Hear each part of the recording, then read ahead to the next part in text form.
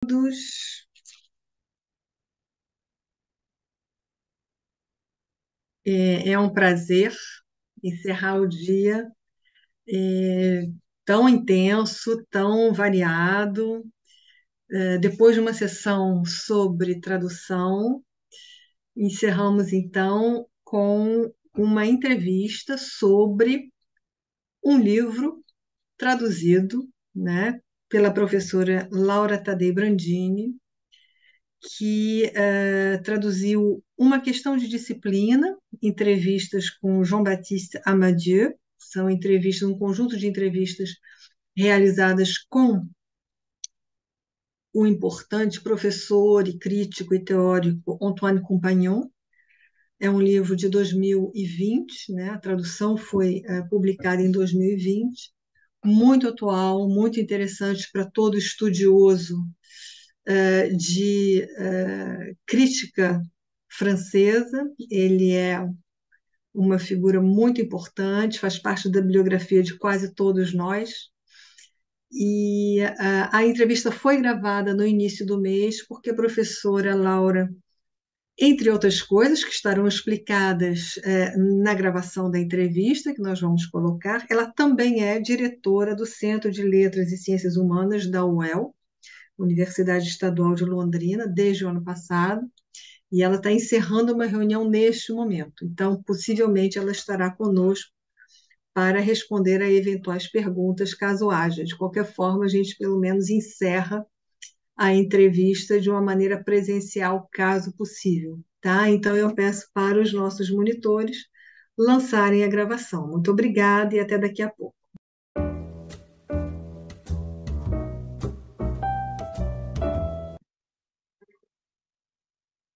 Então, boa tarde a todos. É um grande prazer receber como nossa entrevistada esse ano a Laura Brandini, que já participou antes do Celifran com uma palestra.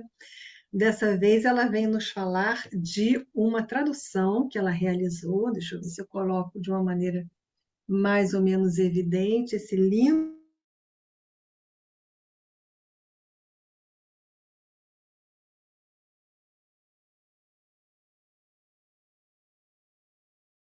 Laura vai nos falar de sua tradução. Deixa eu pegar só uma pequena cola aqui, que ela me ajudou a fazer. Laura Tadei Brandini é professora de literatura francesa na Universidade Estadual de Londrina e docente de seu programa de pós-graduação em letras. Cursou mestrado, doutorado e pós-doutorado nas universidades de São Paulo. É uma articulista e autora pródiga, tendo entre seus principais livros Crônicas e Outros Escritos de Tarsila do Amaral, 2008, Imagens de Roland Barthes no jornal O Estado de São Paulo, de 53 a 2013, livro de 2015. Organizou Brasil e França, Laços Literários, de 2015, Roland Barthes Plural, de 2017, e novamente Roland Barthes, de 2019. Atualmente, seus interesses de pesquisa se dirigem para as relações da obra de Barthes com o tema da viagem. Desde 2022, é diretora do Centro de Letras e Ciências Humanas da Universidade Estadual de Londrina e também, e é o que mais nos interessa nesse momento, tradutora das obras de Antoine Compagnon no Brasil. Então, muito obrigada pela sua presença, por aceitar nosso convite. E, Laura, explica, então, como uma pessoa se torna a tradutora das obras de Barthes no Brasil. Do Antoine Compagnon. Perdão, claro.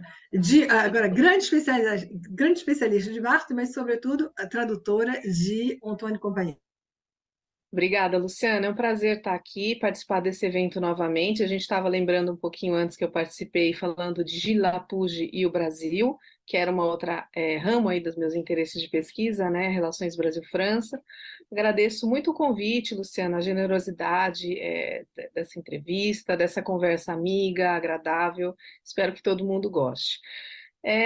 As minhas traduções do Compagnon começaram, na verdade, quando eu fui para a Suíça, em 2005, fui fazer um DEA, o antigo DEA, Diplôme d'études approfondies, né? Eu tinha terminado o mestrado na USP e não tinha um projeto imediato para um doutorado, não tinha uma orientação, um orientador, não tinha nada, estava um pouco solta dando aula de francês e consegui ganhar uma bolsa do governo suíço. E fui fazer um DEA suíço porque eu ganhei uma bolsa para isso. E lá na Suíça comecei a ver em Genebra todas as possibilidades ali por perto. E já conhecia o Demônio da Teoria, do Antoine Compagnon, do Brasil, do meu mestrado, que eu tinha simplesmente amado. E o que eu tinha amado no livro não era nem muito a teoria ou o que ele dizia, era o jeito como ele escrevia, que eu achava que ele escrevia de uma maneira muito coloquial, questões muito importantes, muito, eu achava até bastante difíceis de teoria literária. E quando eu cheguei em Genebra, eu ouvi dizer alguém no corredor, qualquer coisa assim, muito en passant, que ele tinha se tornado um professor no Collège de France. Então, ele se tornou professor no Collège de France no ano em que eu cheguei em Genebra. E eu falei, o quê? Aquela pessoa que eu achei o máximo, que eu adorava ler? Não, quero, o que que é isso? Não sabia nem o que era um Collège de France. Eu liguei para o Collège de France, estando em Genebra, umas 4 ou 5 vezes, porque eu não acreditava que era simplesmente chegar no lugar, sentar e ouvir a pessoa. Eu tinha certeza que tinha que fazer alguma inscrição, que tinha que fazer alguma coisa, tinha que pagar alguma tarifa. Eu não acreditava que era isso, e é isso. Então, eu fiquei atenta para o dia da aula inaugural, comecei a ficar seguindo, prestando atenção, comprei o trem e fui, né? Fui para Paris, de Genebra, para assistir essa aula inaugural, que eu estava assim, até então desacreditando que aquilo estava acontecendo, que era possível. E fiquei encantada. E a aula inaugural dele era o Literatura para aquilo, a Littérature pourquoi faire, porque eu estava já estudando na Universidade de Genebra e eu estava tomando muito chumbo porque eu saí de um sistema, eu era estudante da USP, de um sistema muito fundado no Antônio Cândido, e eu tinha isso como base, e é uma relação muito estreita entre literatura e sociedade, e cheguei em Genebra, e todos os estudos literários eram quase que estruturalistas, não era essa relação que tinha força lá. Então, o que eu fazia, o que eu sabia fazer, não era o que interessava lá. Então, eu assim, meu Deus, estou fazendo o que aqui? Né? Estudo 24 horas por dia, e estou tendo resultados ruins e não tá legal o que eu estou fazendo. O feedback dos professores não está sendo positivo, foi muito difícil. Então eu estava assim, estou fazendo o que aqui, além de receber a minha bolsa? Eu preciso estudar, eu preciso resolver, eu preciso ter resultado, eu preciso entrar no esquema, eu preciso aprender essas coisas que eu não sei.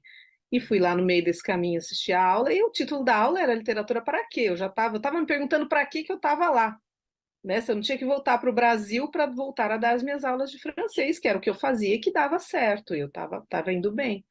Então, assim, foi uma coisa muito pessoal também. Eu ouvi aquela conferência e eu saí louca. Eu saí, meu Deus, ele deu a resposta que eu tenho que continuar a estudar literatura. E eu pensei muito nesse momento no que eu ouvi quando eu fazia mestrado no Brasil da Tânia Franco Carvalhal. Tive sorte de ser aluna dela da última vez que ela ministrou uma disciplina na USP. Eu estava entrando no mestrado, eu larguei tudo que eu tinha que fazer. Eu avisei os professores das outras disciplinas, eu não vou mais fazer essa disciplina, eu tenho que fazer essa. E ela tinha me dito isso, né? Quando eu fui aluna dela, a gente se aproximou e ela me disse, falou do percurso dela, que era também da literatura francesa na base, e que todo mundo que sabia uma língua estrangeira tinha essa missão de traduzir obras importantes para inseri-las no contexto brasileiro. Eu achei aquilo tudo uma chatice, porque eu nem gostava de traduzir. Mas depois que eu saí daquela aula do Antoine Compagnon, que tinha feito muito sentido para mim naquele momento pessoal, não só porque eu achei interessante, mas naquele momento pessoal respondeu a um questionamento meu. Eu na hora imaginei, lembrei do que ela tinha dito e pensei, ela já tinha morrido naquele momento, e pensei que ela tinha razão, que eu tinha que fazer aquilo, que eu tinha que traduzir aquele texto lá de algum jeito. Então eu esperei sair em livro, e lá saí muito rapidamente em livro no Collège de France. Comprei o livro, comecei a fazer o curso do Companhão, então toda semana aí fui para Genebra. Os 2 anos que eu estive em Genebra, sem falta, toda semana eu fui assistir as aulas dele, os 2 primeiros anos no colégio. E peguei aquele livrinho que é bem pequenininho e comecei a oferecer para editoras, até chegar na editora UFMG, que era quem estava publicando Compagnon. Aí eu me lembro que o editor falou: defenda esse livro. Me diga por que que você tem que traduzir esse livro. Por que que ele é importante? Me matei de preparar, escrevi um texto, acho que deu certo porque ele gostou. E aí eu publiquei, então aí saiu a minha tradução de literatura para quê? Lá ele tem a tradução de um livro bem pequenininho trocentos mil meses, tremendo de medo, porque era a primeira vez na vida que eu estava fazendo uma tradução, ainda mais de uma pessoa importante, que eu achava o máximo. E depois dessa, sei lá, a gente desenvolve a cara de pau, sei lá, eu continuei achando que ele era muito importante. E aí eu peguei outros livros dele e continuei a oferecer para a editora UFMG, que é o que eu faço até hoje. É, Eu pego o livro dele e ofereço. eu tô com os títulos aqui, então, Literatura para Quê, de 2009, Os Antes Modernos, de 2011, A Era das Cartas, de 2019, e Uma Questão de Disciplina agora, né, de 2020, Crônicas Digitais, de 22, e Ganhar a Saída, que está no Prelo. O livro que eu primeiro li dele foi O Trabalho da Citação, que tem uma tradução parcial no Brasil, não tem? Sim, é um livro enorme, né? Sim. E que foi traduzido parcialmente, né, pelo pessoal da UFMG ali que me precedeu, né, que já tinha uma equipe que trabalhava com os livros do Companhão nessa editora. Certo, então já existia um projeto anterior da editora e você pôde se integrar a ele, né? Exatamente, isso é fundamental, eu acho, para um trabalho do tradutor, né? É uma questão muito importante quando alguém encontra uma obra que acha que mereça ser traduzida, que deva ser traduzida, é importante para encontrar a editora certa, observar quais são os projetos editoriais. As editoras gostam que você se insira no projeto editorial. Isso é importante. Perfeitamente. E, bom, tentando começar do começo, você explica na sua nota introdutória, e é muito bom, porque nem todo tradutor tem direito a um comentário crítico, né? Você tem uma nota inicial, em que você explica que o livro é composto a partir de uma série de entrevistas e conversas concedidos pelo Antoine Compagnon a um discípulo, Jean-Baptiste Amadieu, para os jovens, né, os graduandos que estão assistindo à entrevista. Você poderia primeiro explicar quem é Uhum, Antoine Compagnon e quem é, então, o Amadieu, que você define como discípulo dele? uhum.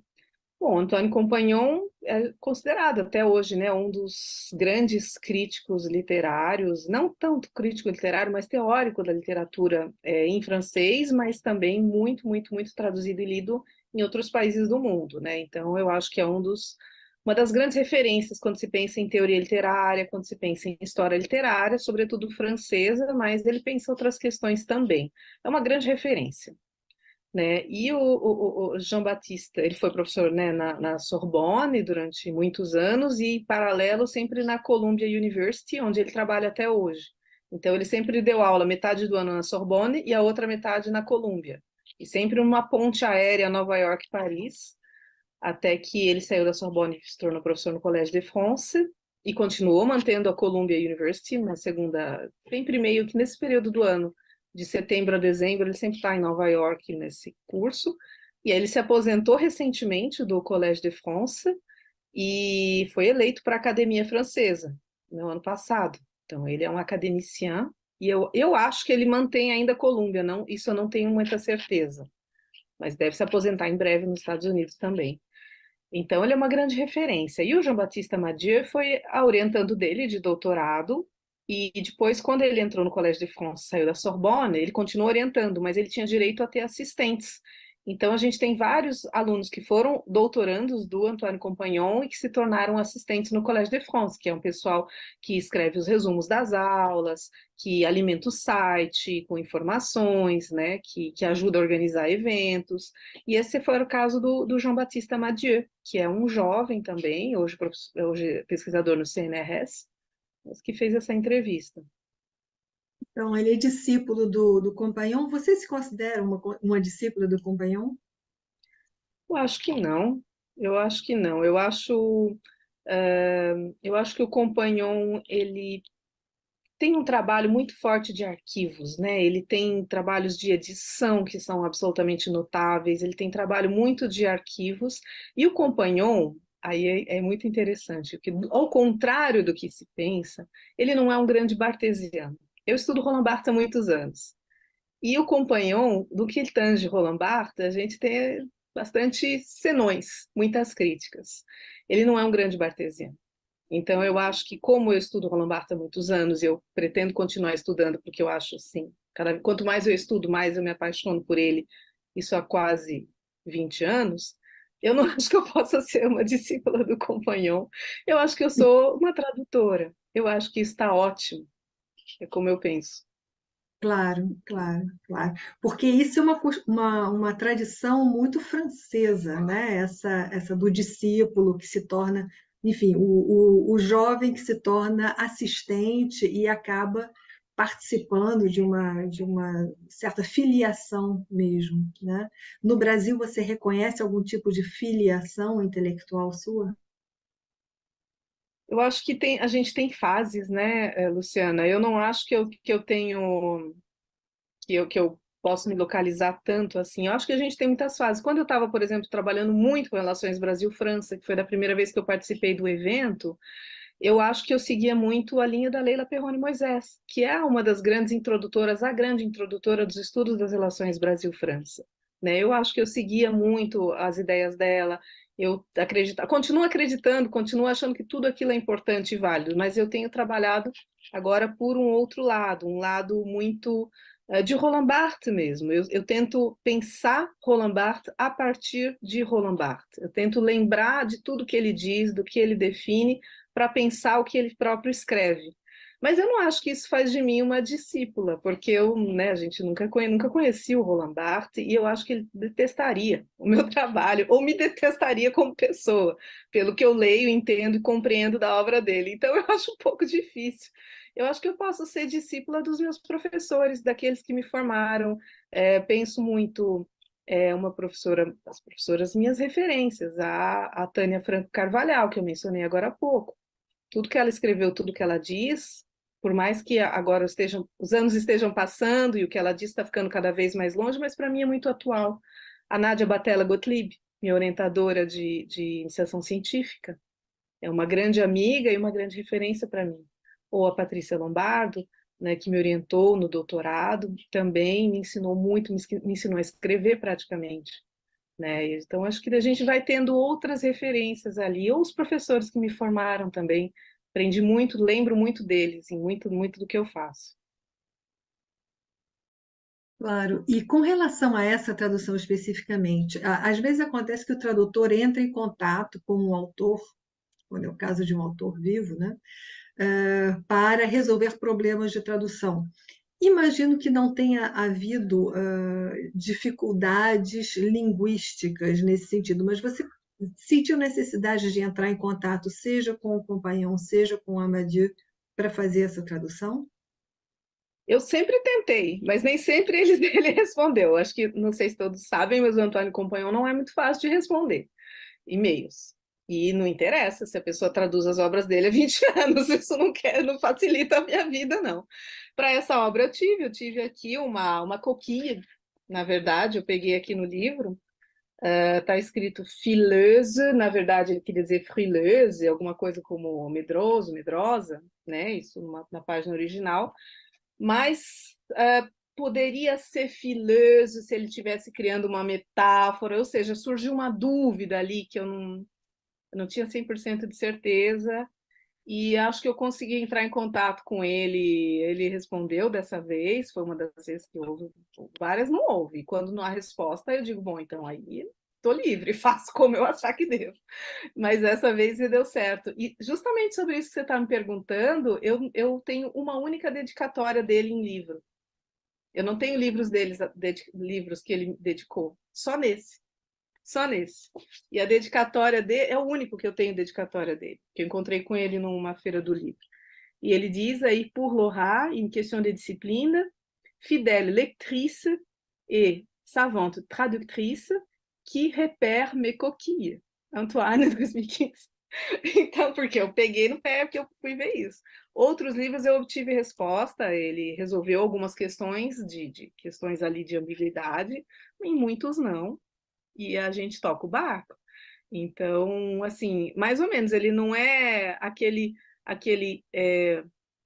autor, por exemplo, como Guimarães Rosa, né? A gente tem rios e rios de correspondência dos tradutores com Guimarães Rosa, debatendo, discutindo, conversando. Não, ele é bem, assim, digamos, escreve pouco, responde bem pouco sobre isso. Mas dessa vez ele respondeu. reconheceu a importância, né, de ter alertado também para a Coquille, né, porque passou ali pela revisão dele. E com relação, então, à sua tradução, você diz, sempre nessa nota introdutória, ainda estou na página 7. Na sua nota introdutória, você diz que teve que adaptar, né, em alguns momentos, para a compreensão por parte do leitor, né, brasileiro. Com relação a essas adaptações, você chegou a se arrepender de alguma coisa ou de não ter adaptado o suficiente? Você ficou satisfeita com o resultado da sua tradução? Olha, eu acho que é uma das partes que eu mais gosto de traduzir. Acho que quem vê as minhas traduções, mais do Compagnon, vê que eu encho de nota. Eu sou a tradutora que enche de nota. Mas não de nota porque não é possível traduzir o que está dizendo, mas é porque precisa de muito contexto. E esse livro é o que mais tem, porque como é um livro de entrevistas, que eu acho que, assim, embora seja um livro composto, não é um livro de entrevistas, ele é um livro composto por entrevistas, mas é uma biografia. Isso aqui é uma biografia falada, né? A gente vê uma biografia falada, pura e simplesmente.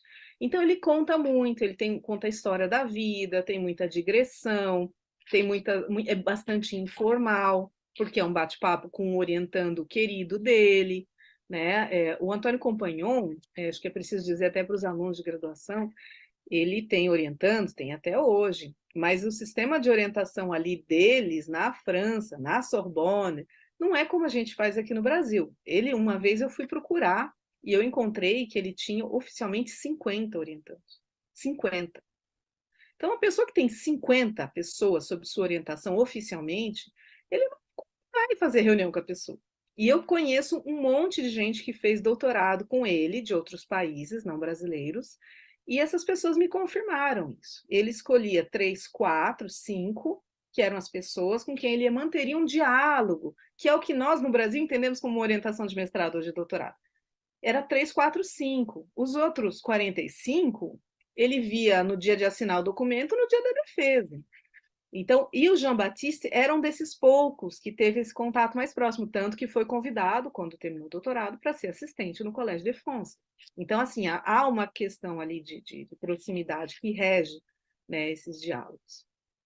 Então, então, tem uma proximidade que dá o tom de conversa. Então, como havia um tom de conversa muito grande, eu achei que precisaria de muita nota explicando o contexto, explicando sigla, completando o que ele dizia, que para um público francês era óbvio. Sim, sem dúvida. Eu acho que a gente sempre explica para o graduando no Brasil que a graduação na França é completamente diferente e isso continua nos outros níveis, né, dos estudos.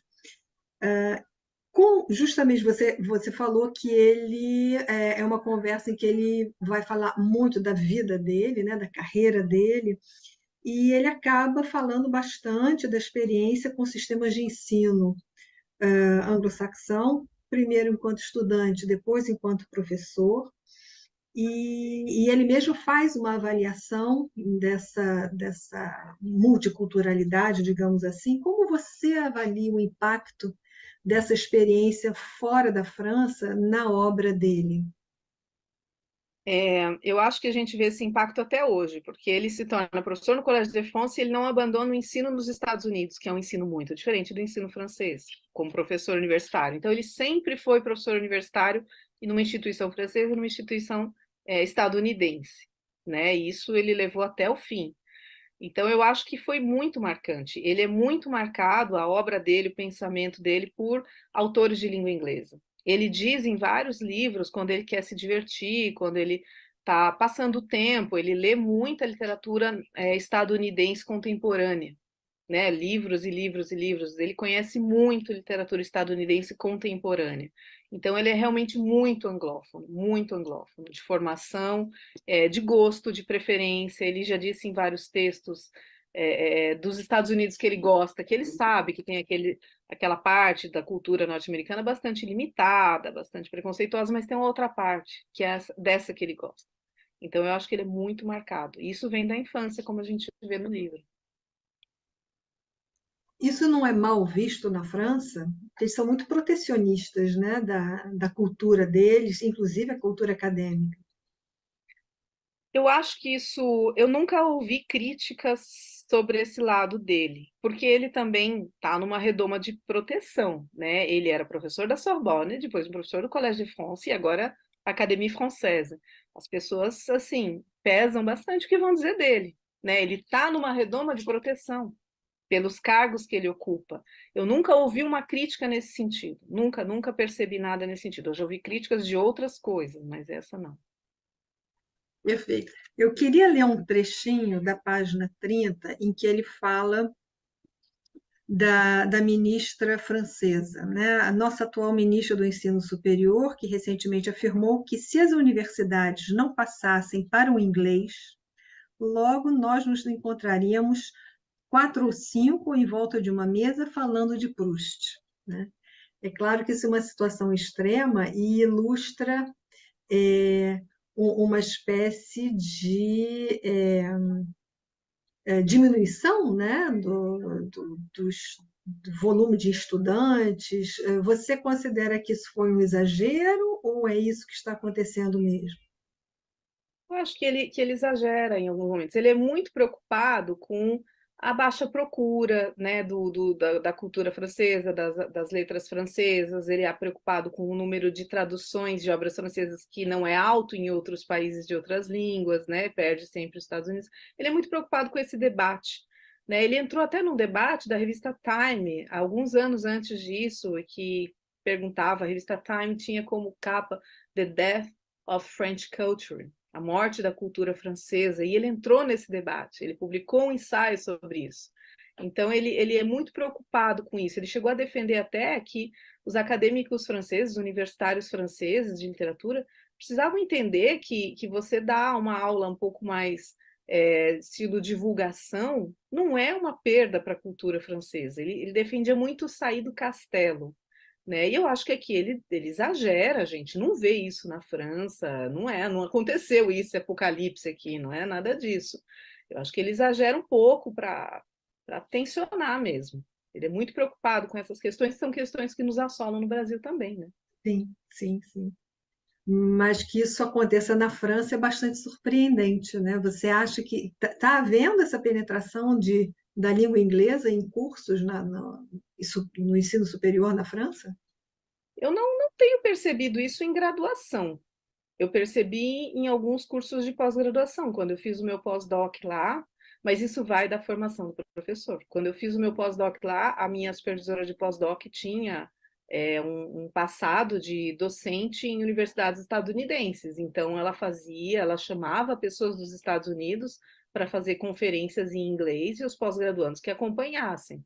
E eu estava no meio. Então, eu percebi isso talvez na pós-graduação, mas é muito, muito atrelado com a formação do docente. Em Genebra, por exemplo, docentes também que tinham passado de professores em universidades estadunidenses chamavam conferencistas em inglês e não tinham nenhum problema em fazer a conferência em inglês e que supondo que todos iriam acompanhar. Agora, não eram todos, eram professores com passado nos Estados Unidos. Então, acho que vai muito da formação do professor. Não acho que isso é uma tendência. Certo, não é uma tendência, mas também não é proibido, né? Acontece na medida do necessário ou do desejado.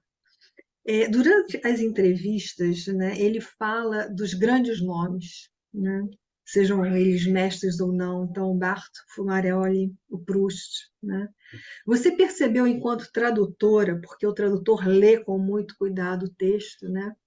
Alguma preferência, então, do Compagnon por algum desses nomes, enquanto formador ou informador, não digo mestre, mas, enfim, alguém que tenha realmente impactado, embora esse texto tenha tido um filtro, né, uma homogeneização do entrevistador, ele não são as entrevistas tais quais foram realizadas, né, tem uma edição aí, mas você Uhum. conseguiu perceber algum tom, alguma nuance em que ele dá a entender que ele prefere este ou aquele autor? Olha, ele sempre disse que os três grandes autores da vida dele são o Montaigne, o Baudelaire e o Proust. Mas dentre os três, eu acho que o Proust. Pela quantidade de anos que ele dedicou a Proust no Collège de France, pela as obras dele, né? Uma das coisas interessantes de você traduzir um autor por muitas obras durante muitos anos é que você vê que a pessoa começa a repetir um pouco, né? Então, ele começa a se repetir. E onde ele se repete? Nas citações de Proust. As citações que ele faz de Proust são quase todas, são muito, muito repetidas. Ele, desde faz 20 anos que ele cita os mesmos trechos de Proust, que ele fala dos mesmos trechos. Então, eu acho que Proust aparece mais do que os demais, embora ele fale dos três sempre. Perfeito. Vou citar mais um trechinho da página 75, e é uma coisa que me surpreendeu muito, é uma informação, então, sobre a situação acadêmica na França. Ele diz lá no final: a maior parte das teses inscritas nos programas de letras não são defendidas nunca. Havia chance de que esse fosse o meu caso. Enfim, ele aí conta a sua própria história. Mas você sabia disso? Dessa o não cumprimento, né, de todas essas teses? Olha, eu não tinha o dado formal, eu não tinha esse dado, né? Isso aqui é uma informação que ele dá da sua experiência acadêmica, mas das minhas experiências, né, em Genebra e em Paris, eu vi demais isso acontecer. Isso em 2005, 2006, né, quando eu fui para lá. Eu já via isso muito acontecer. Então a gente volta para aquilo que eu tinha dito antes. Uma pessoa tem 50 orientandos inscritos e ele vai efetivamente orientar 5. Os outros 45 podem não terminar a tese. Qual é a chance dos outros 45 terminarem suas teses ou seus mestrados? Muitos terminam, com certeza, mas com certeza não são todos. Então, de novo, não sei se é a maioria, né? Não sei se é a maioria, mas acho que o número deve ser elevado, sim, porque as universidades são gratuitas também. Para você inscrever uma tese, eu me lembro em Genebra foi como em Paris, você dá um título. Você não passa por um processo de seleção na Universidade de Genebra, você dá o seu título e combina com o seu orientador. Aqui a gente tem, né, todos os programas de pós-graduação do Brasil fazem um processo de seleção que inclui uma língua estrangeira, que inclui uma prova escrita, não é assim na Europa.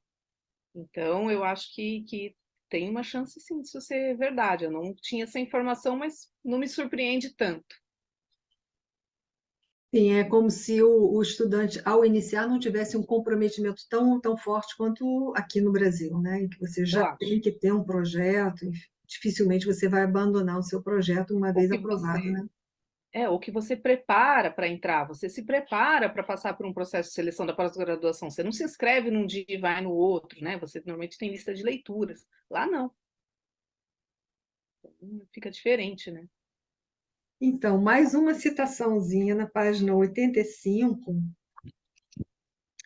ele fala do pesquisador, né? O pesquisador é um caçador à espreita, com todos os sentidos em alerta, pronto para a irrupção de qualquer presa inesperada. A arte da pesquisa é a de achar o que não se estava procurando, a arte de reconhecer o achado imprevisto. E aí, os pesquisadores que têm esse nariz, esse faro, não se incomodam demais com o plano, eles não precisam de uma rede de segurança, sabem que a pesquisa será uma aventura e que implica em riscos. Você já começou uma pesquisa que acabou gerando outra coisa que você não tinha imaginado? Eu acho que às vezes as próprias traduções saem por aí com as notas de rodapé. Essa é uma das citações do Tanner, né? Excelente cão de caça, pena que não tenha nariz. É uma das citações do Tanner que ele faz em vários livros dele. É uma das citações recorrentes do Antônio Compagnon, que ele dizia até no Colégio de France nas aulas.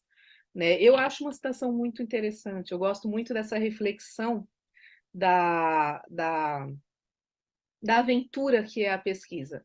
Eu gosto dessa parte da aventura. A parte do nariz eu não gosto muito, porque eu acho muito determinista. Do jeito que ele coloca, parece que ou a pessoa nasceu para ser pesquisador ou não nasceu. E eu não concordo com isso. Eu acho que a pessoa se forma, a pessoa pode se tornar, a pessoa aprende a fazer pesquisa numa iniciação científica, numa orientação de TCC, no mestrado, assim, a pessoa desenvolve essa capacidade. E eu acho que é uma capacidade de entender a pesquisa como uma aventura, de você se jogar nela, ou você trabalha em arquivo, mas mesmo numa biblioteca de uma universidade.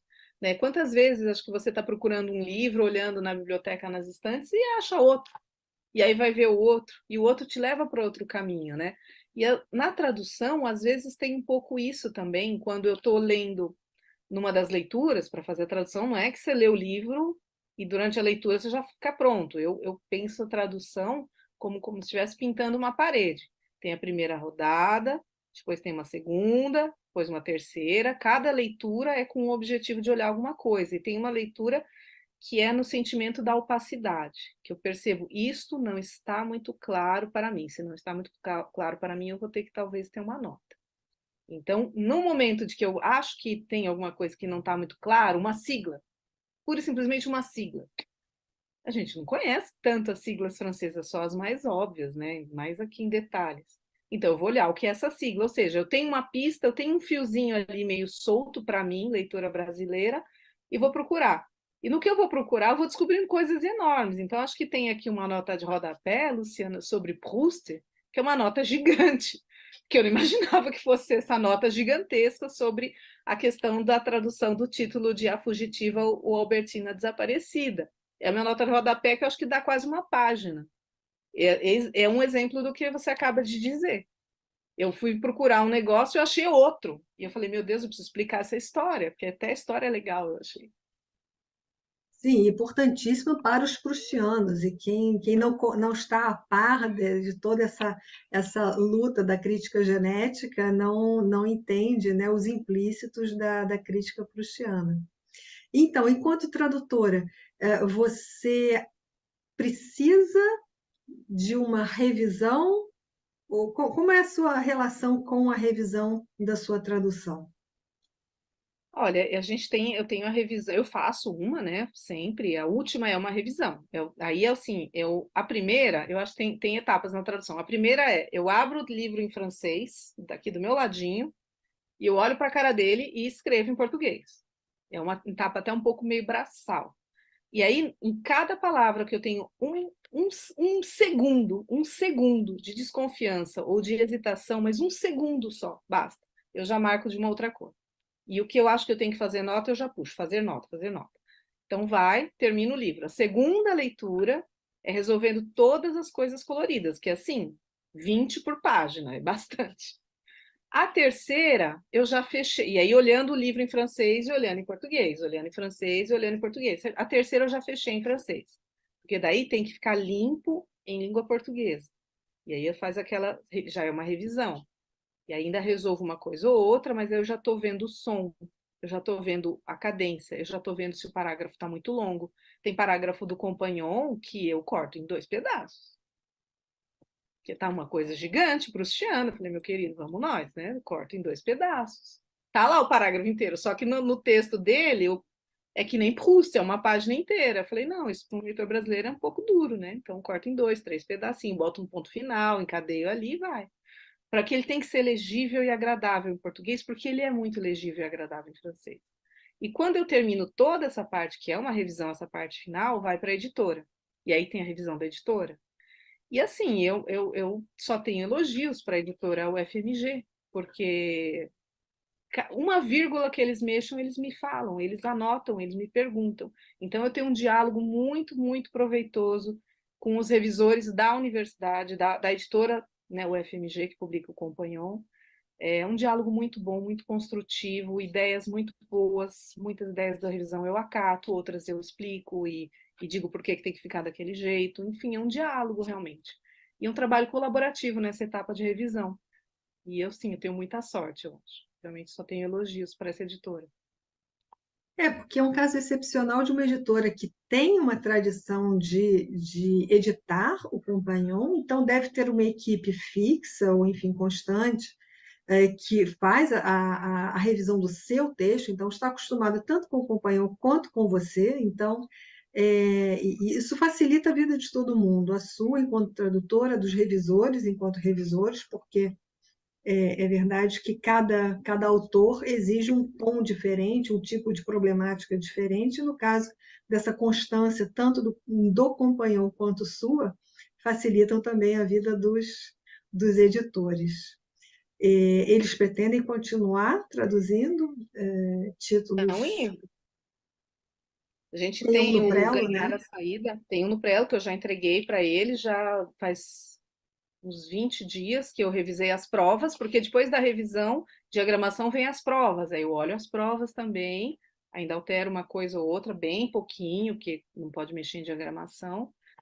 E assim, é uma editora que eu realmente eu acho que é muita sorte traduzir para a editora UFMG, porque a gente tem uns requintes assim. Eu me sinto, como tradutora, Luciana, eu me sinto muito valorizada, porque eles preparam as capas do livro e eles perguntam qual eu quero. Então, as capas do livro do Compagnon, eles me dão uma gama de 2, 3, 4, 5, e eu digo qual eu acho a mais adequada para o livro. Então, assim, eu tenho até essa sorte de poder escolher as capas, eu escrevo os textos da quarta capa, quando tem, nessa última não vai ter. E, assim, é uma editora, assim, que me deixa colaborar muito com o texto, e é muito respeitosa do trabalho do tradutor. Eu realmente, eu acho, eu sei que isso não acontece em todos os lugares, então eu insisto em falar do respeito pela tradução que a editora UFMG tem tido desde que eu comecei a trabalhar ali com eles. E eles têm interesse em continuar, então está saindo Ganhar a Saída, que é a aula final dele, né? Como eu fiz a aula inaugural, né? Eu até faço um paralelo na minha nota da tradutora. Eu fiz a La littérature pourquoi faire, a literatura para quê, e agora eu faço a Ganhar a Saída, que é então o início e o fim. Acho que vai sair inclusive na mesma série, naquele volume pequenininho, deve sair na mesma série. Eu olhei as provas faz uns 20 dias, acho que sai esse ano ainda. E já estamos combinados, conversados, e eles com os direitos comprados por um livro bem grande, que é um livro dele que ganhou muitos e muitos prêmios. Vou pegar ele aqui. Esse eu vou traduzir em janeiro, que é La vie derrière soi, fin de la littérature. Linda capa, aliás. É, esse aqui eu ainda não comecei a mexer, mas esse é para minha diversão de janeiro aqui. 400 e várias páginas Isso aqui. que eu ia comentar, dá para ver que é um volume substancioso É, aí. é grande, é grande. Esse ganhou muitos prêmios na França, de tudo que é crítica possível. E aí, então, a editora já combinou comigo que é para eu entregar em fevereiro aqui, La Vie derrière soi. Vamos ver como é que fica o título.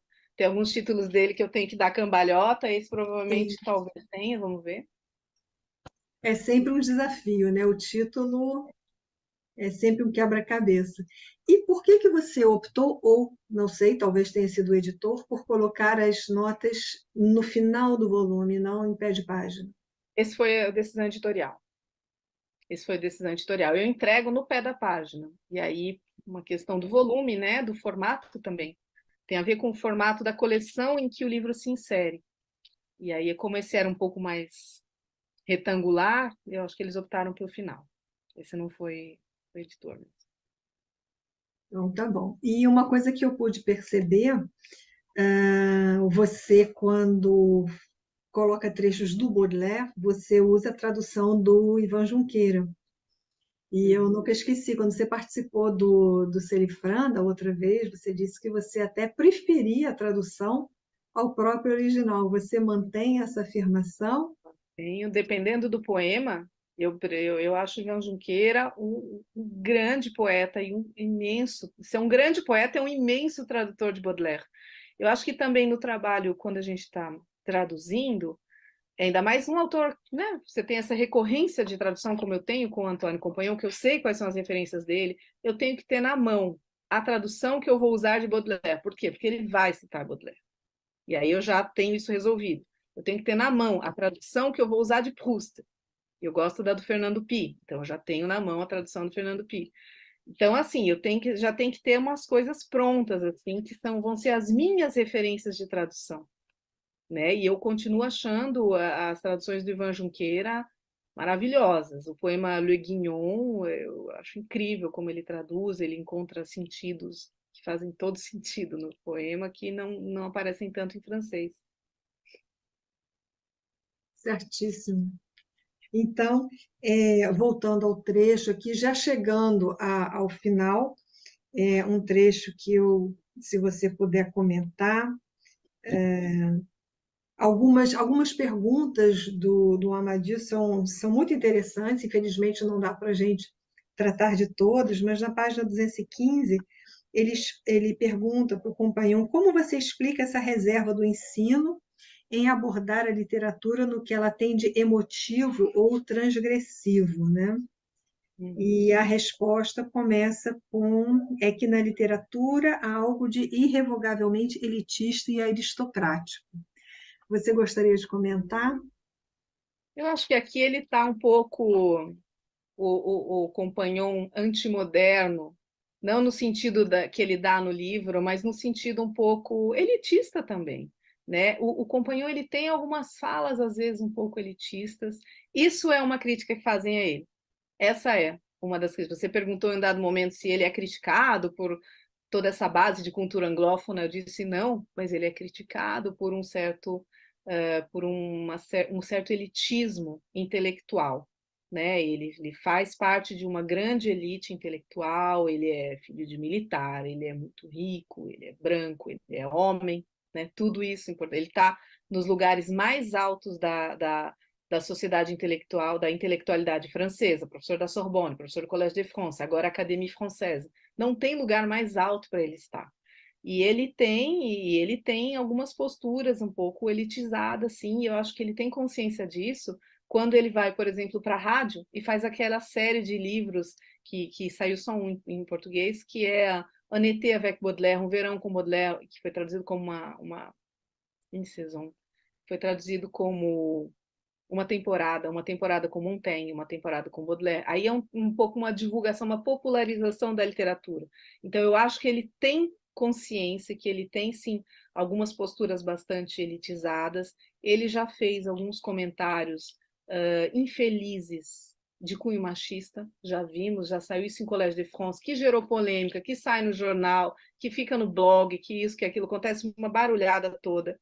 Então, ele tem um pouco essa postura. Ele vem de uma família de militares, ele sempre muito, muito rico, estudou nos melhores colégios dos Estados Unidos. Para ele, de Paris até Nova York é uma ponte aérea, sabe? Ele tem uma vida e umas posturas também, assim, bastante elitizadas, eu acho. Né? E se ele se reconhece literatura algo irrevogavelmente elitista e aristocrático, eu acho que é um pouco a visão que ele está vendo da literatura. Porque eu não acho que é algo irrevogavelmente elitista e aristocrático na literatura, mas com o que fazem com a literatura. Então, eu não concordo com ele. Eu acho que aqui ele está expondo uma visão dele que é elitista e aristocrática. A literatura não tem que ser elitista e aristocrática. A literatura tem que ser para todos. Né? E ela pode ser para todos. Ninguém nasce leitor ou ninguém nasce pesquisador. Ai, não nasci para isso. Não, se a pessoa quiser, ela pode ser. Ela pode ser um leitor de Proust, pode ser um leitor de Montaigne, de Guimarães Rosa, pode ser um grande pesquisador. A pessoa aprende tudo isso. E eu acho, Luciana, que é isso que a gente faz, né? O que a gente está fazendo na universidade? A gente está formando as pessoas para que, se elas quiserem, elas possam fazer isso. Todo mundo pode fazer isso. E todo Perfeito. mundo pode Abrindo traduzir livros. caminhos. É, exato, E exato. todo mundo pode ser um tradutor. Você aprende. Perfeito, é isso. Tentar dar iniciações, né? Possibilidade de aberturas de caminhos pessoais e individuais, num mercado que realmente é muito competitivo, né? Muito, muito restrito também. Uma outra afirmação surpreendente dele, talvez também elitista, ele já no final do livro, ele diz: não dou nenhuma importância aos programas, né? Quando preparo um curso. Você, enquanto professora, você poderia dizer a mesma coisa? Não, porque, bom, primeiro que aqui quem faz os programas somos nós. Não sei, nas nossas universidades, né? Eu elaboro o meu programa, então eu dou importância ao meu programa. Eu acho que o programa que eu fiz está importante, adequado, interessante. Quando ele diz não dou importância aos programas, talvez num contexto em que ele tenha um programa que seja feito por outra pessoa, por um sistema universitário diferente do nosso. E acho que também aqui um pouco, talvez, de fanfarronice, de eu faço o que eu quero. A gente não faz só o que a gente quer também. Acho que um programa é uma direção para um curso, para uma disciplina. Eu não acho, eu não concordo com isso. E acho que também, assim, é a mesma coisa. É você dizer isso. sendo o professor do Collège de France, que é o momento que ele está quando ele faz essa entrevista, é uma coisa, você querer dizer isso quando você começa a ingressar numa universidade, né? Ele está falando desse lugar, isso a gente tem que ter clareza de qual é o lugar do qual ele está falando, ele está dando essa entrevista como? Como uma pessoa que já é autor de uns 20 livros reconhecidos, premiado. Então, assim, não é uma verdade isso, não é uma verdade. Pode ser uma verdade para ele, que realmente ele não tem, no lugar em que ele está, ele não tem que prestar muitas contas aí. Agora, eu acho também que é um demérito de uma organização, porque o que é um programa de disciplina, Luciana? É uma organização da disciplina, é um planejamento. Não acho que a gente deva desmerecer um planejamento de curso, né? Eu acho que é por aí. E é com isso que os estudantes contam quando eles se inscrevem, né? Não, mas ele diz depois que os iniciantes eles têm que seguir por toda essa nesse itinerário de participar de congressos, enfim, ele reconhece que ele está numa situação privilegiada. Uhum. Ele termina, né? O livro termina. Eu queria só ler as últimas palavras do livro, que eu gostei muito, diga-se de passagem, achei muito interessante, muito instigante. E ele termina, então, no último parágrafo: sempre hesitaremos sobre a maneira de abordar a literatura. É preciso recolocar como historiador os textos em seu tempo, ou então proceder como teórico e buscar gêneros, estruturas, formas universais, ou ainda se interessar pela língua e pelo estilo. Experimentei todos esses métodos. Acima de tudo, é preciso preservar a faculdade de ser surpreendido, espantado, desconcertado por um livro, de ver com novidade, como uma criança ou um convalescente, a maneira do pintor da vida moderna de Baudelaire. Para se interessar pela literatura, lê-la, estudá-la, além de toda a disciplina, é indispensável ser um pouco bobo, né? Então, eu acho que isso volta para o próprio título, né, do livro, que é uma questão de disciplina. Então, o que é então a disciplina nesse livro? Eu acho que a disciplina, ela pode ser, na verdade, ele fala que disciplina com esse duplo sentido, né? Tanto da disciplina literária, das disciplinas literárias, mas eu penso também, quando ele fala de disciplina, eu acho que tem um caráter aqui de disciplina de leitura, de uma disciplina formativa, né? Nós vemos até, estamos falando para graduandos, a gente sabe que sentar para ler um livro de 400 páginas não é uma coisa fácil, né? A gente tem um monte de trabalho, tem um monte de coisa para fazer, a atenção é chamada toda hora para outras coisas. Então, eu preciso ter uma disciplina. Disciplina no sentido de agora eu vou parar tudo e eu vou ler esse livro. E aí você começa de uma maneira até um pouco forçada, até que o livro sempre engrena, né? Eu sempre penso nisso quando eu releio Le Père Goriot, o Pai Goriot do Balzac. Eu sempre acho dificílimas as primeiras 50 páginas. Mas toda vez, a hora que eu chego na página 51, eu não quero nunca mais largar o livro. Vai direto até o fim. E é um livro de 350 páginas, não é também tão simples. Então, eu acho que essa disciplina é uma disciplina que vale a pena. A disciplina de desligar o celular, de silenciar os grupos de WhatsApp, de sentar numa cadeira, num lugar relativamente quieto, pegar o livro e falar: agora, de tal hora até tal hora, eu vou sentar e vou ficar olhando para a cara desse livro e vou ler. Porque sem isso a gente tem muita dificuldade para ler. Penso mais nos alunos que devem estar assistindo a gente. É preciso ter essa disciplina, porque essa disciplina leva para uma liberdade. A liberdade da leitura, conhecer outro mundo, um mergulho na leitura, e como ele diz no final, essa capacidade de você se surpreender ainda com a obra. Isso vem com a leitura da obra, né? Você se perde, você se surpreende, você inova. É uma janela para o mundo, né? Uma leitura de uma obra literária. Só que essa janela, às vezes, ela está um pouquinho emperrada. Às vezes é um pouquinho difícil de abrir. Aí precisa da disciplina, de sentar, de fazer, que você consegue. E a capacidade de, a cada leitura ou releitura, você se abrir para novos conteúdos, novas perspectivas, né? Como você disse mesmo, você está lendo várias vezes o Père Goriot, a cada vez você percebe uma coisa diferente, né? E é um prazer sempre, né? Isso, isso. E o que que você acha, então, mais ou menos encerrando a nossa entrevista, o que que você acha que esse livro, então, eu volto a mostrar, que, aliás, a capa é muito bonita, pelo jeito você escolheu, não é isso? Você Eu que teve, escolhi né? essa. Então, qual é a maior, ou quais são as maiores contribuições desse título para o jovem leitor, ou pesquisador experiente, enfim? Eu acho que ele é um ótimo livro para conhecer o Antônio Companhon, mas também para conhecer toda uma época. Como a gente já disse antes, ele é menos um livro de entrevista e mais uma biografia falada. Então a gente vê um grande nome, como a gente já disse no início da entrevista, uma referência nos estudos literários e, sobretudo, nos estudos literários francófonos, né? ou de língua francesa, sobretudo em Montaigne, Baudelaire e Proust. Né? Uma grande referência. É interessante a gente ver como ele começou, as dificuldades que ele teve, as desventuras que todos nós temos. A gente tem a impressão que esses grandes baluartes dos estudos literários, eles tiveram tudo fácil, tudo pronto, tudo aberto, caminho pavimentado. Ele teve realmente um monte de coisa fácil, mas não tinha 20 horas em sala de aula, não tinha uma universidade sucateada, não era assim. Tem um monte de facilidade ali que o professor brasileiro não tem, não.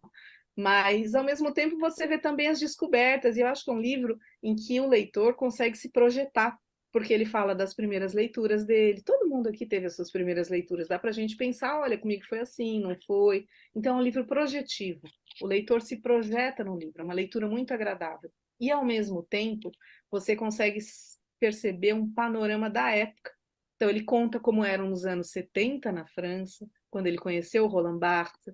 Você percebe a infância dele nos Estados Unidos, você percebe como eram diferentes as escolas nos Estados Unidos, o que é que se fazia? Era muita coisa física, né? Ele fala muito de esportes, de dança, né? Você fica, nossa, como é diferente. Então é um livro também que nos traz uns conhecimentos históricos, contextuais, assim, que chegam devagarzinho, sem ter a sisudez de um grande livro de história, nem se pretende a isso. Mas é um livro que cativa, eu acho. Cativa pela essa projeção que ele permite, pelo esse entendimento de uma vida que você vê aqui aparecer e todos esses pedaços de contexto que completam o quebra-cabeça. É o trunfo do livro.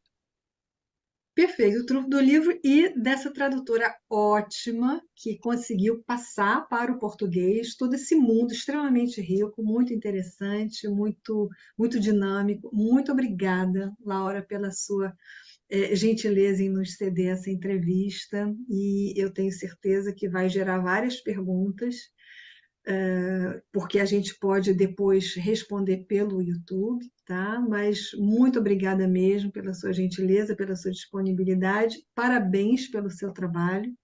Eu admiro muito o seu trabalho e recomendo a todos, então, Uma Questão de Disciplina, um lindo trabalho da Laura. Muito Obrigada, obrigada, querida. Luciana. Muito obrigada pela gentileza, o bate-papo estava uma delícia, nem vi o tempo passar. E espero que o pessoal se interesse aí, que tenha sido agradável para o pessoal do evento. Parabéns pelo evento que você tem levado, né, todos os anos aí. É um evento importantíssimo na nossa área, eu acho, uma referência nos estudos aí, franceses e francófonos. Parabéns Obrigada. para você e a equipe. Isso, temos uma grande equipe. Eu aproveito e agradeço também aos nossos monitores, aos nossos organizadores. É sempre muito bom trabalhar em equipe, né? É uma questão de disciplina também. Muito bom. Obrigada, querida. Tchau.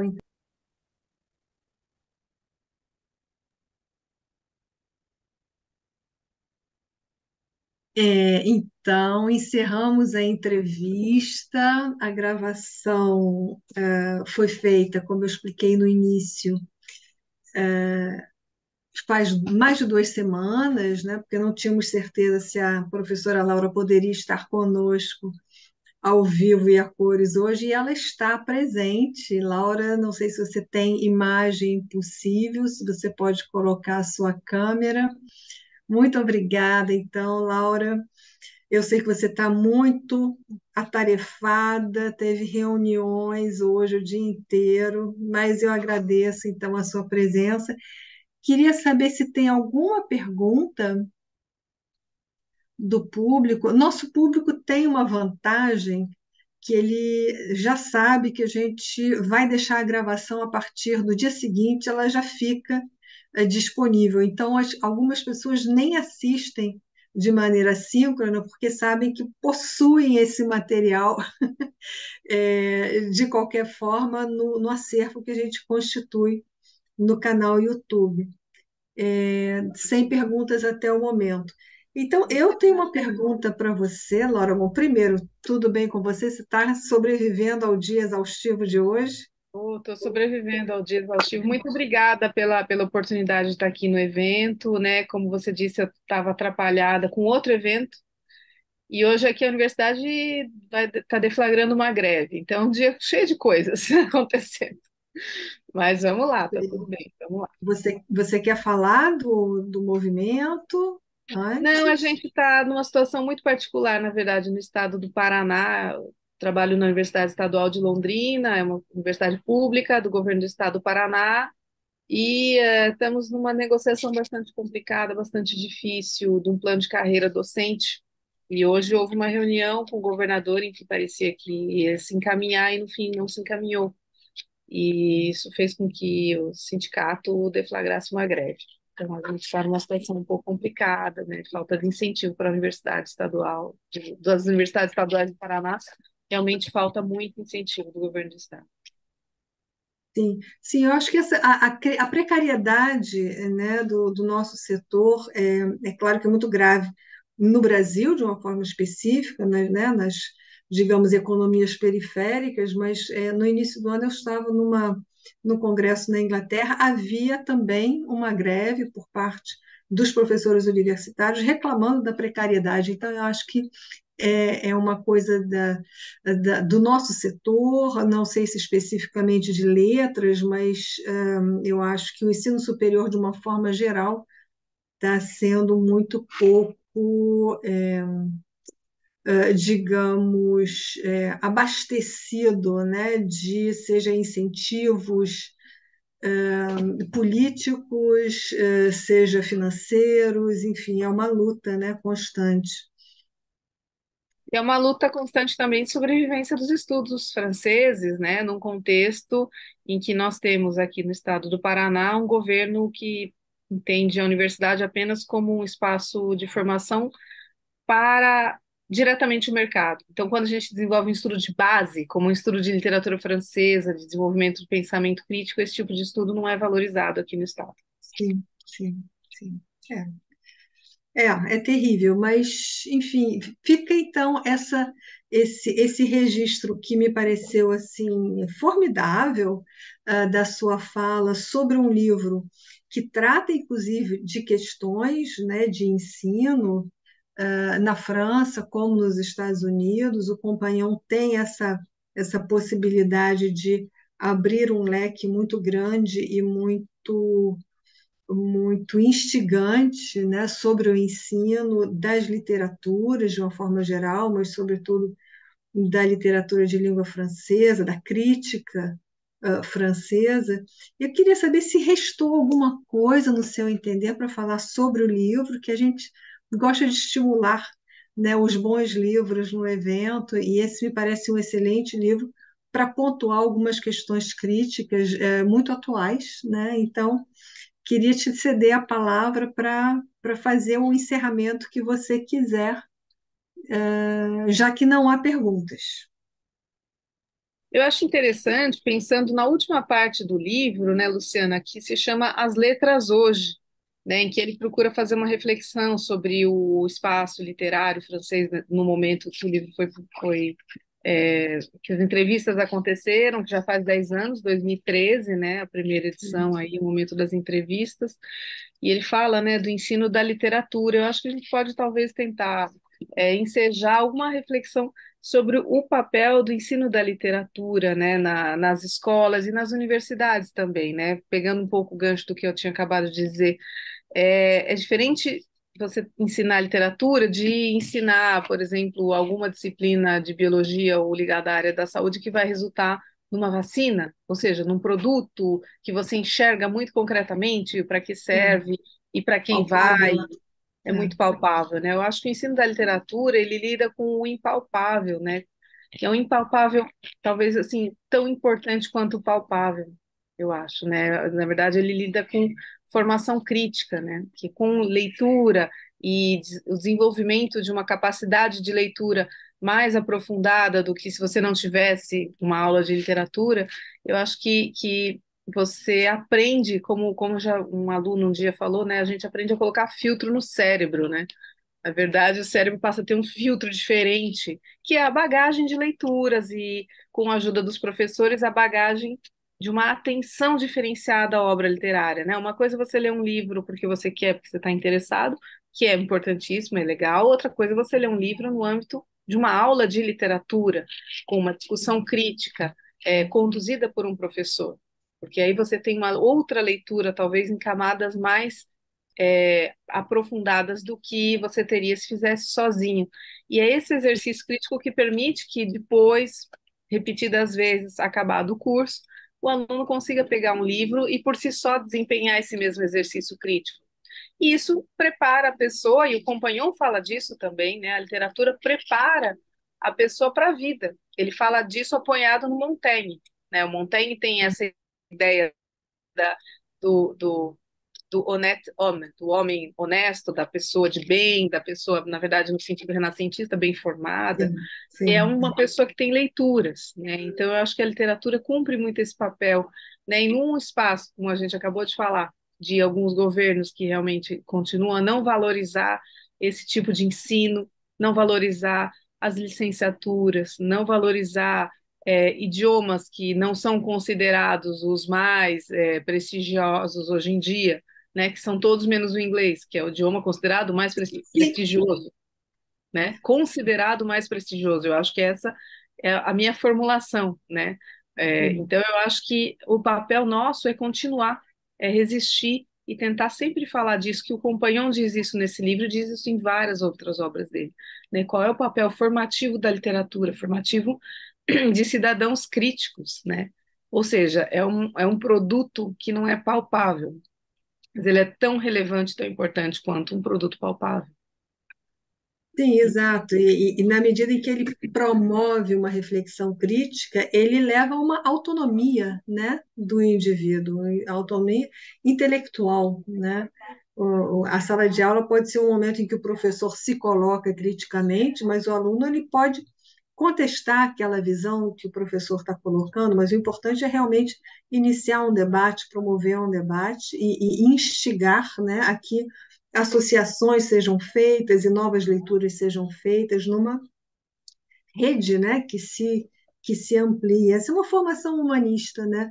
Conectar coisas e permitir que a universidade, de fato, leve a algo além de um simples diploma, né? Que pode ajudar numa profissão, mas o cidadão realmente precisa se informar criticamente, né?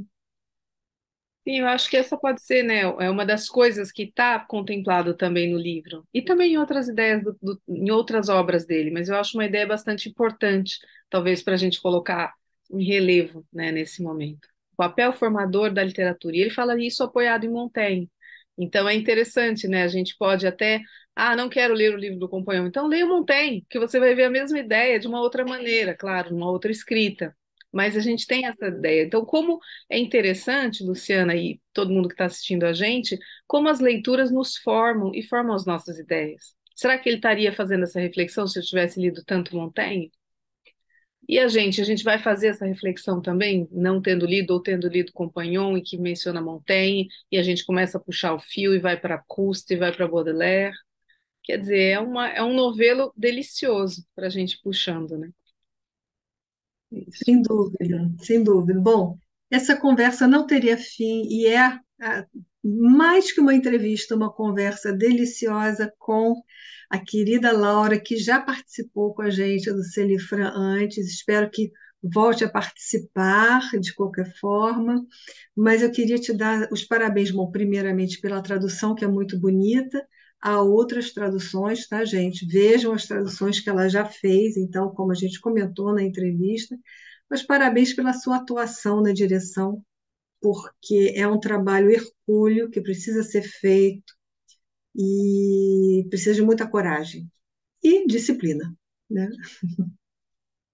E acho que coragem temos todos, né, Luciana? Trabalhar com literatura no nosso país, literatura francesa, eu acho que todos temos coragem. Você também, para organizar um evento há tantos anos, a toda a equipe que te ajuda, e os nossos alunos que estão se formando, né, estudiosos aí da literatura francesa. Eu acho que a gente segue em frente juntos. Eu acho que estamos compartilhando isso tudo.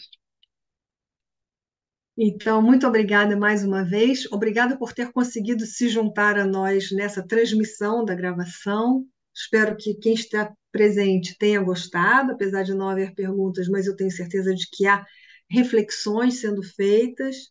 Uhum. E agradeço aos nossos monitores pela gentileza, por terem quebrado a cabeça para fazer tudo funcionar direitinho. E amanhã tem mais. É o dia de artes, tá? Estejam presentes, porque tem muita coisa interessante acontecendo. Mais uma vez, Laura, muito obrigada. Boa noite a todos. Obrigada, Luciana. Obrigada, pessoal. Boa